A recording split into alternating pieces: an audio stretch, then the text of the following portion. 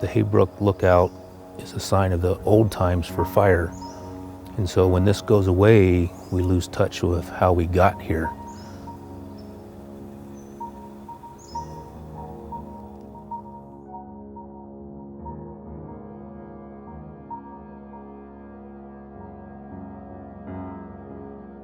This lookout just didn't appear by itself, obviously.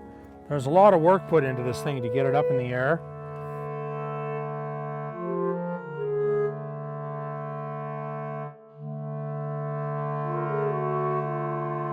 This one was built in '64, and this is what they call an experimental R6 lookout.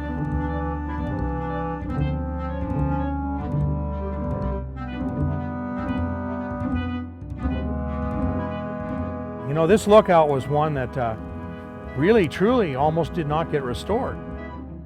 Today, the Everett Mountaineers and the Forest Service resurrected the past, rebuilding the 1925 Heybrook Lookout Tower near Index.